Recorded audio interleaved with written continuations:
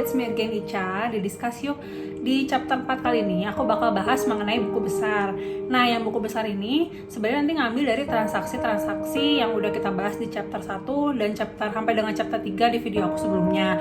Ada mengenai transaksi jurnal umum kan di chapter 3. Nah, nanti kita bakal masukin di chapter 4 yang sekarang ini transaksi-transaksi yang udah di jurnal lama kita di video yang sebelumnya masuk ke buku besar. Jadi kalian nanti tahu saldo akhirnya berapa sampai nanti kita bisa bikin daftar saldo yang belum disesuaikan. Nah, setelah itu nanti aku bakal bahas sedikit mengenai jurnal koreksi di chapter 4 ini karena waktunya juga takut terlalu panjang. Aku jadi bakal bahas sedikit aja. Kita langsung cus aja yuk. Aku pakai Microsoft Excel di sini biar nanti kalian lebih paham, lebih ngerti, dan perhitungan juga lebih mudah lah buat di otak-atik nanti di Microsoft Excel. Oke, cus. Di transaksi yang bulan November ini aku bakal, kan udah pernah aku bahas nih di video aku yang sebelumnya. Jadi kita mau masukin transaksinya ke dalam buku besar gitu. Yang chapter 1 sampai chapter 3 kalian nonton dulu, nanti baru bisa masukin ke buku besar transaksi jurnal umumnya gitu. Nah, kalau kita lihat sekilas dulu untuk buku besar, di sini ada akun ini judul, nama dari akun yang kita mau masukkan ke buku besar, misalnya kas, kita tulis akun kas, tanggal di sini tanggal transaksinya, debit ini berarti mutasi keluar masuknya, di sini debit dan kredit. Kemudian saldo ini saldo akhirnya ketika sudah ditambahkan dari saldo awal, misalnya ditambah dengan mutasi debit dan kredit, dapat saldo akhirnya di sini debit dan kredit. Langsung aja. Yang A, cita-cita membuka rekening di bank, setoran awalnya ada 25 juta dan ditarik ke dalam bentuk kas. Berarti kasnya nambah sebesar 25 juta dan di kredit ada modal sebesar 25 juta. Kita masukin 25 sehingga saldo akhirnya ada 25 juta.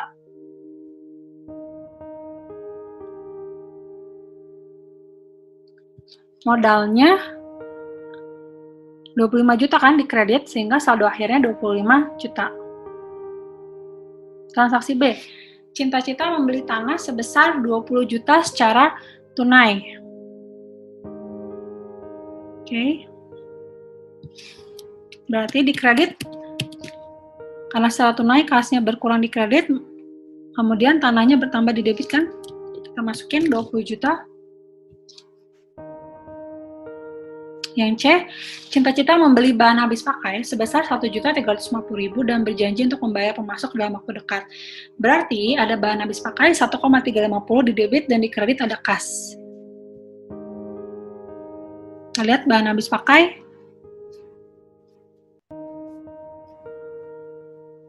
1.350.000 di debit sehingga saldo akhirnya ada 1.350.000.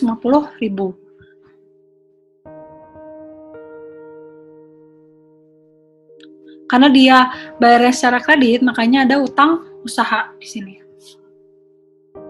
Sebesar 1,350.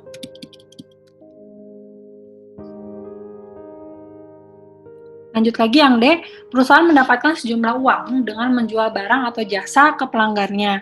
Nah, di sini jumlah tersebut merupakan pendapatan selama bulan pertama dan perusahaan menyediakan jasa ke pelanggan menghasilkan 7,5 juta dan menerimanya secara tunai. Berarti ada kas 7,5 juta dan pendapatan honor sebesar 7,5 juta. Kita masukin ke buku besarnya. Tanggal 18, 7,5 juta di debit. Sehingga saldo akhirnya ditambahin 5 juta tambah 7,5 dapat 12 juta 500. Lanjut yang E, perusahaan membayar beban gaji sebesar 2,125, beban sewa sebesar 800.000 dan beban utilitas listrik, air, dan telepon sebesar 450.000 dan beban lain-lain sebesar 275.000. Kita mau masukin ke buku besar satu-satu dulu. Ada beban gaji karyawan sebesar 2,125. Beban gaji 125. Oke. Ada beban apa lagi? Beban sewa. Kita masukin di debit, ya kan? Sehingga saldo akhirnya di debit 800.000. Kemudian ada beban lain-lain 275.000.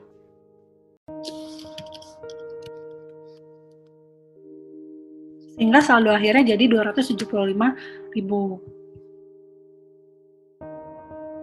Oke, dia bayarnya pakai kas, kalau dijumlahin secara tunai 2,125 ditambah 800 ditambah 4,5 ditambah 275 dapat sekitar 3.650.000 kan?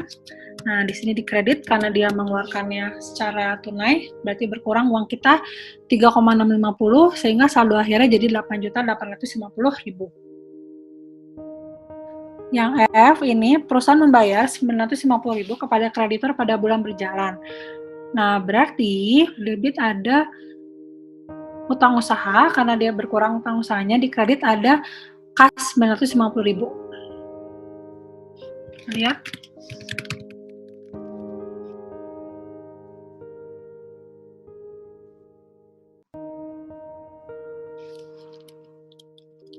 Jadi saldo akhirnya 400.000. Karena kita bayar pakai kas, maka kasnya berkurang.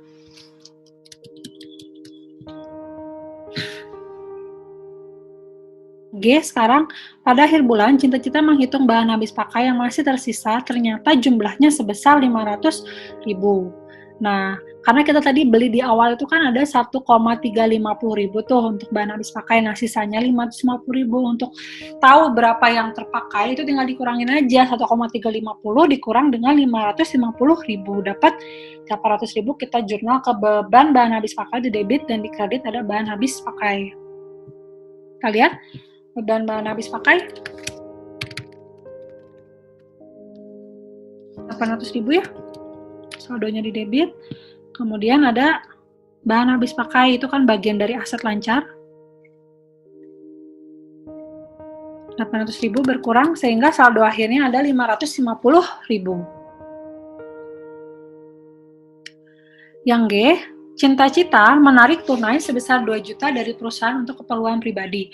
Berarti ada prive di debit, dan di kreditnya karena secara tunai pakai kas, berarti di kreditnya ada kas sebesar 2 juta rupiah. Kita lihat di prive. 2 juta di debit sehingga saldo akhirnya ada 2 juta. Kemudian kasnya berkurang 2 juta sehingga saldo akhirnya ada 5,9 juta. Nah, ini baru yang bulan November. Kita masuk ke yang Desember. Di yang video aku ketiga, aku udah bahas jurnal-jurnalnya. Jadi kita langsung masukin aja, nginput aja di sini. Nah, ada pendapatan diterima, dicatat pada piutang setengah bulan kedua. Berarti ada pendapatan diterima secara kredit. Di sini berarti ada piutang di debit sebesar 1.120, dan di kredit ada pendapatan honor. Kita masukin ke piutang usaha 1.750.000 di debit, dan saldo akhirnya berarti tinggal masukin kan 1.750 di debit. Kemudian ada pendapatan bertambah. Oke, kita masuk ke yang transaksi 1 Desember awalnya. Di sini Solusinet membayar premi sebesar 2.400.000 untuk asuransi. Nah, berarti dia bayar asuransi pribadi muka, dia masuk ke kategori piutang, makanya di debit asuransi pribadi muka, dan karena secara kredit makanya dia kreditnya utang usaha 2,4. Kita lihat asuransi 2,4 di debit, saldo akhirnya 2,4. Kemudian ada utang usaha 1,8 di kredit, sehingga saldo akhirnya 400 ditambah dengan 1,8 dapat 2.200.000. Tanggal 1 di sini ceritanya kita bayar sewa diterima di muka, kita bayar sewa karena untuk Solusinet ini dia bayarnya, ada customer yang bayarnya tuh dia di awal untuk masa sewa 3 bulan, karena kita belum merasakan manfaatnya, makanya ada sewa diterima di muka, masuk ke kategori utang. Berarti debitnya ada kas karena kita menerimanya secara tunai, dan kreditnya ada sewa diterima di muka. Oke, kasnya masuk ke sini ke buku besar 360.000 sini.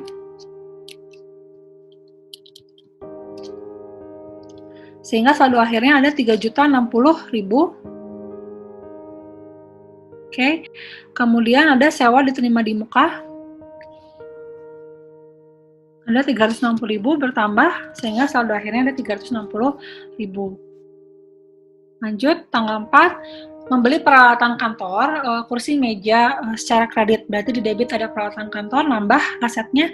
Di kredit ada hutang usaha karena secara kredit. Kita lihat peralatan kantor di buku besar. Nambah di debit sehingga saldo akhirnya ada 1,8 juta. Karena kita pakainya secara kredit, kita beli secara kredit, makanya di sini ada 1,8 nambah di kredit, sehingga saldo akhirnya 400.000 ditambah 1,8 dapat 2.200.000. Oke, yang tanggal 6 solusi netnya membayar 180.000 untuk beban lain-lain. Berarti di debit ada beban lain-lain 180.000 dan di kredit karena secara tunai berarti ada kas di sini. Beban lain-lainnya kita lihat di buku besar ada 180.000 di debit sehingga saldo akhirnya 275.000 ditambah 180.000 dapat 455.000. Karena kita bayar yang pakai kas, berarti kasnya berkurang 180.000 sehingga saldo akhirnya ada 2.880.000. Oke, tanggal 11 solusi net membayar utang kepada kreditor sebesar 400.000. Berarti utangnya berkurang nih, ada di debit, utangnya berkurang, utang usaha, karena secara tunai berarti kreditnya ada kas. Kita lihat kasnya berkurang di sini kan di buku besar, sehingga saldo akhirnya yang awalnya 2,880 dikurangi 400.000 dapat 2.480.000 di sini. Kuningin dia bayar hutang ya. Kita cari hutang 400.000 sehingga saldo normalnya 2.200.000 dikurang 400.000 dapat 1.800.000. Kuningin. Tanggal 13, solusi net membayar resepsionis asisten paruh waktu sebesar 950.000 untuk gaji selama 2 minggu. Berarti ada beban gaji dong yang keluar, di pertama di debit, beban gaji, dan kita karena mengeluarkannya secara tunai, berarti kreditnya ada kas. Kita lihat beban gaji 950.000 sehingga saldonya bertambah di sini 2125 ditambah 950 dapat 3.075.000 untuk saldo akhirnya. Dan karena kita bayar pakai kas, berarti kasnya berkurang sebesar 950.000 sehingga saldo akhirnya ada 1.530.000 gitu. Lanjut, terus ada tanggal 16, solusi netnya menerima pendapatan honor sebesar 3.100.000 untuk setengah bulan pertama. Berarti ada kas karena secara tunai 3,1 dan pendapatan honor. Sini.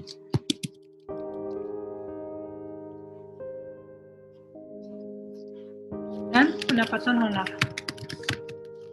Masukin sebesar 3.100.000 yang udah dikuningin sehingga saldo akhirnya ada 10.600.000. Oke, lanjut tanggal 16 lagi dia menerima pendapatan yang dicatat pada piutang setengah bulan pertama yang di bulan Desember sebesar 1,7. Berarti ada kas karena secara tunai dan menerima pendapatan yang dicatat pada piutang untuk setengah bulan pertama. Berarti ada jurnalnya ada piutang usaha pertama di debit di sini dan di kreditnya ada pendapatan honor sebesar 1,750. Karena dia menerima pendapatannya secara kredit, makanya piutang usahanya nambah gitu.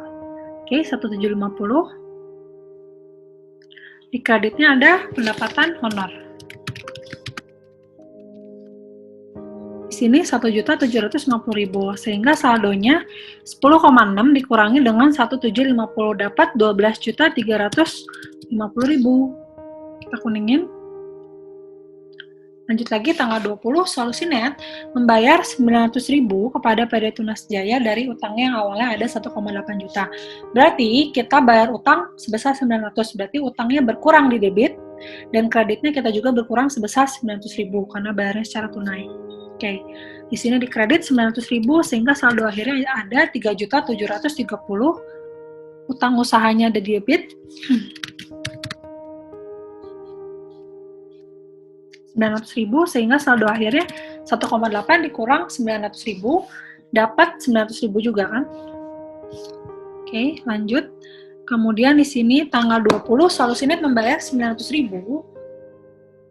Udah, di sini tanggal 21 Solusinet menerima pelunasan piutang sebesar 650.000 dari pelanggan. Berarti ada kas karena secara tunai kasnya di debit, kreditnya berkurang dong piutang usahanya udah kita bayarin, udah customer bayarin sebesar 650.000. Kita lihat kasnya 650.000 di debit sehingga saldo akhirnya 3,7 ditambah 6,5 dapat 4,38. Piutang usahanya berkurang sehingga saldo akhirnya ada 1,1.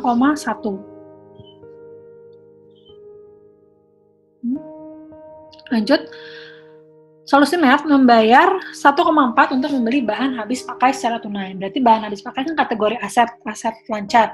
Berarti di debit ada bahan habis pakai, di kreditnya ada kas. Kita lihat bahan habis pakai 1.450 sehingga saldo akhirnya tinggal ditambah 5,5, 550 tambah 1.450 dapat saldo akhirnya 2 juta. Karena kita pakai cash berarti di sini kredit 1.450 sehingga saldo akhirnya 4,380 dikurangi dengan 1,4 dapat 2.930.000. Lanjut, tanggal 27, Solusinet membayar resepsionis asisten paruh waktu sebesar 1,2 untuk bayar gaji selama 2 minggu. Berarti sama, beban gaji di debit, kreditnya kas turun. Di sini kasnya turun di kredit sehingga saldo akhirnya dia berkurang 2,9 dikurang 1,2 dapat 1.730 dan beban gajinya bertambah 1,2 sehingga saldo akhirnya ada 4.275.000. Tanggal 31, Solusinet membayar tagihan telepon sebesar 310.000 karena listrik, air, telepon bagian dari utilitas, makanya di debit ada naik beban utilitas 310.000 dan di kredit ada kas sebesar 310.000 gitu. Kita lihat beban utilitas 310.000. Ini udah tadi. Jadinya di debitnya 4,5 ditambah dengan 310 dapat 760.000. Dan kasnya berkurang sebesar 310. Sehingga saldo akhirnya 1.730 dikurang 310 dapat 1.420.000. Oke, tanggal 31 lagi Solusinet membayar tagihan listrik, berarti sama beban utilitas secara tunai pada kas. Kasnya berkurang 225 sehingga saldo akhirnya dikurangin aja. Ini dikurangin yang ini dapat 1.195. Dan beban utilitasnya bertambah 225 sehingga saldo akhirnya 760.000 ditambah dengan 225 dapat 985.000. Nah, kemudian Solusinet menerima 2,8750 atas pendapatan setengah bulan secara tunai. Berarti ada kas pada pendapatan honor. Kasnya bertambah 28750 jadi saldo akhirnya 1,1 ditambah 2870 dapat 4.065.000. Kemudian pendapatan honornya juga dia bertambah 2870 sehingga saldo akhirnya ada 15.220.000, tinggal ditambahin 12.350 ditambah 28.750. Kemudian terakhir ada tanggal 31 lagi pendapatan diterima yang dicatat pada piutang untuk setengah bulan kedua di Desember ini sebesar 1,1120. Nah, berarti dia menerima pendapatan secara kredit. Berarti piutangnya bertambah 1.120 dan di kreditnya ada pendapatan honor. Kita lihat di buku besarnya piutang usaha.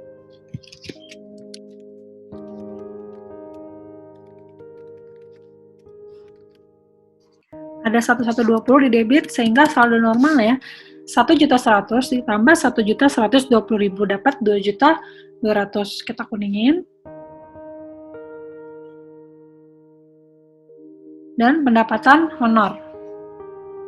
Pendapatan honornya nambah 1.120.000 sehingga saldo akhirnya 15 Yang ini 15.220 ditambah 11.20 dapat 16.340.000. Lanjut lagi, dan terakhir Cinta-Cita menarik uang sebesar 2 juta untuk keperluan pribadi. Karena menarik uang berarti otomatis di debitnya ada price atau prefer, di kreditnya ada karena secara tunai kas. Kita lihat kasnya 2 juta berkurang sehingga saldo akhirnya ada 2.065.000. Kemudian price-nya sendiri di sini ada 2 juta di debit sehingga saldo akhirnya ada 4 juta. Nah, ini udah beres nih untuk kita input dari transaksi jurnal umum masuk ke buku besar, udah dikuningin semuanya. Nah, kemudian kita masukin ke daftar saldo yang belum disesuaikan. Nah, daftar saldo yang belum disesuaikan ini nanti sebagai gerbang awal lah istilahnya untuk masuk ke worksheet yang akan aku bahas di video aku yang minggu depan yang berikutnya. Nah, daftar saldo ini menunjukkan sisi debit dan kreditnya itu harus sudah sama dari mulai aset, liabilitas, ekuitas, dan juga yang ada di laporan laba rugi, pendapatan dan beban gitu. Kita lihat di sini. Kita tulis nama perusahaannya, saldo solusi net, daftar saldo yang belum disesuaikan, tanggalnya 31 Desember 2009. Nah, untuk urutannya ini memang harus yang paling liquid, karena makanya aku tulis ini ada kas. Kas itu kan mudah untuk ditarik sama perusahaan, piutang usaha juga mudah untuk dicairkan karena jangka pendek. Di sini bahan habis pakai juga karena kurang dari setahun, makanya dia masuk ke aset lancar. Terus asuransi dibayar di muka juga dia masuk ke piutang usaha. Aset lancar masuk ke aset tetap, tanah, peralatan kantor, kemudian liabilitasnya di sini urutannya kan ada utang usaha, sewa, ekuitasnya ada modal dan price, dan masuk ke laba ruginya ada pendapatan dan beban di sini. Ini udah berurutan, makanya kalau kalian lihat di buku besar yang udah aku bikin di sini, ini tuh namanya udah berurutan. Jadi biar ada tujuannya biar mudah masukin ke daftar saldo yang belum disesuaikannya. Contoh deh, kayak kas di sini 2.065.000. Kita masukin, kan saldo akhirnya menunjukkan saldo akhir nih, saldo akhirnya 2.065.000. Nah, saldo yang ini kita harus masukin ke daftar saldonya di sini. Kita kuningin di debit, kemudian ada piutang usaha,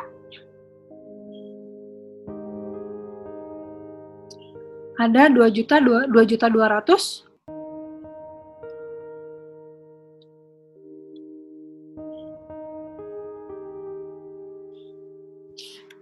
Beranda piutang usaha, di sini ada 2.220.000, kita kuningin. Kemudian ada bahan habis pakai, di sini saldo akhirnya 2 juta, kita masukin di debit. Asuransi dibayar di muka, 2,4 di debit, kita masukin. Tanah ada 20 juta di debit, kita masukin ke daftar saldo. Sama, kita cross check sekalian. Peralatan kantor 1,8 di debit, kita masukin 1,8. Kemudian utang usaha di sini ada 900.000, kita masukin ke daftar saldo di sini. Untuk sewa diterima di muka ada di kredit 360. Kemudian ada modal Cinta-Cita udah masuk ke ekuitas nih. Di kredit 25 juta, kita masukin saldo akhirnya ke sini. Nah, saldo akhirnya kan sebenarnya menunjukkan hasil akhir, misalnya kalau kita udah summary-nya lah, kayak misalnya kita udah ngejurnal kas sampai dengan piutang, beban, dan lain-lainnya. Nah, itu untuk saldo akhirnya kita masukkan ke daftar saldo yang belum disesuaikan. Nah, hasil akhirnya gitu. Price, ini 4 juta, kita masukin price di debit. Kemudian pendapatan honor berapa? 16.340, kita masukin di kredit kan? 16.430. Kemudian ada beban gaji di debit 4.275, kita masukin. Kemudian ada beban sewa 1,6, cocok nggak di sini? Sama ya, hanya belum dikuningin, kita kuningin 1,6 di sini. Kita kuningin juga, udah cocok. Kemudian beban utilitas 985 di debit, kita masukin ke sini. Oke, beban bahan habis pakai 800 di debit, masukin. Beban lain-lain terakhir 445.000 masukkan ke sini 445 dan selesai. Jadi kan nanti di sini kita udah jumlahin nih yang saldo debit nih keseluruhan, saldo kredit juga udah dijumlahin. Jumlahnya ada 42.600 di sisi debit dan di sisi kredit ada 42.600. Nah, ini tuh harus balance di debit dan di kreditnya. Nah, pertanyaan ya, kalau misalnya nggak balance gimana? Berarti ada yang salah jurnalnya. Kalau yang ini udah balance, yang daftar saldo yang belum disesuaikannya udah balance nih, misalnya kalian ngerjain udah balance, apakah sudah benar ya? Kalian harus pastikan transaksi jurnalnya juga sudah benar untuk debit dan kreditnya, kemudian untuk logika menjurnalnya juga sudah benar, saldo normalnya juga sudah benar gitu. Oke, dari daftar saldo yang belum disesuaikan ini, kesalahan-kesalahan yang sering terjadi samaan adanya jumlah debit dan kredit di daftar saldo, biasanya yang pertama ada salah menjumlahkan kolom. Terus yang kedua ada salah masukin angka-angka ke daftar saldonya. Jadi angka-angkanya kalian yang harusnya bisa di soal 2 juta kalian masukin 3 juta. Itu nanti bisa kemungkinan ada kesalahan dalam menyiapkan daftar saldo. Nah, terus ada saldo yang dimasukkan ke dalam kolom yang salah satu atau lupa dimasukkan, misalnya debitnya kalian masukin, kreditnya enggak, yang akan balance dong gitu. Kemudian ada kesalahan dalam saldo akun. Salah menghitung saldo juga bisa menjadi kesalahan. Kemudian salah dimasukkan ke dalam akun yang benar namun kolomnya salah. Maksudnya gimana nih? Saldo yang dimasukkan ke dalam akun yang benar. Jadi misalnya gini, akunnya benar, tapi ketika masuk ke daftar saldo, misalnya kolomnya loncat ke akun yang lain, ya bakal salah di buku besar yang misalnya kasnya 3 juta, kalian malah masukin misalnya ke akun piutangnya 3 juta, yang akan balance gitu di daftar saldonya. Kemudian kesalahan dalam posting jumlah yang salah ke suatu akun. Kemudian ada misalnya kesalahan yang kedua, ada debit misalnya diposting ke kredit, atau misalnya kredit sebaliknya kalian posting ke debit. Nah, saldo normalnya harus matang dulu nih gitu. Terus ada lupa memposting debit atau kredit, misalnya dalam satu bulan ada 30 transaksi, kalian hanya masukin 29 transaksi, kemungkinan kalau misalnya kalian yang 1 sampai tanggal 29 itu udah benar, udah misalnya jurnalnya itu akan balance, nah karena kalian hanya lupa memasukkan satu transaksi. Nah, itu bisa jadi kesalahan dalam daftar saldo yang belum disesuaikan gitu. Tadi kita udah bahas untuk daftar saldo yang belum disesuaikan itu kesalahannya akan ada di mana, letaknya di mana aja. Nah, sekarang kita bakal bahas sedikit jurnal koreksi. Contohnya misalnya nih, ada kejadian misalnya secara kredit ada sebesar 12.500.000 yang salah di jurnal, diposting sebagai debit pada bahan habis pakai dan dikredit pada hutang usaha. Nah, awalnya gini, kalian ngeposting bahan habis pakai di debit, kreditnya hutang usaha. Padahal seharusnya kalian itu beli peralatan kantor, bukan bahan habis pakai. Berarti yang benar di sini harusnya di debit peralatan kantor, di kredit ada 12.500.000. Nah, kalau kita lihat di sini, sebenarnya kalian hanya mengoreksi yang di debitnya aja kan. Untuk yang di kreditnya udah benar kan, 12.500.000. Oke, 12.500 sudah sama kan? Nggak ada kesalahan. Yang salah itu kalian hanya salah menjurnal yang harusnya peralatan kantor jadi bahan habis pakai. Jadi kita hanya melakukan satu jurnal koreksi aja di sini. Peralatan kantornya kita masukkan di debit karena seharusnya peralatan kantor yang dijurnal. Nah, bahan habis pakainya kita kreditkan sebesar 12.500.000 agar hilang. Kan bahan habis pakai udah di jurnal nih 12,5. Karena salah, ini harus dienolin dong 12.500.000-nya. Makanya bahan habis pakainya ada di kredit sebesar 12.500.000 gitu. Nah, segini aja sih video chapter 4 yang bisa aku bahas kali ini. Semoga bermanfaat dan kalian suka. Dan kalau misalnya ada pertanyaan atau misalnya bahan diskusi yang mau didiskusin sama aku, boleh banget komen di bawah sini. Tapi jangan lupa di like, di share, di subscribe videonya. Dan juga jangan lupa di follow Instagram aku, gampang banget kok di @icanadia. See you next video, bye-bye!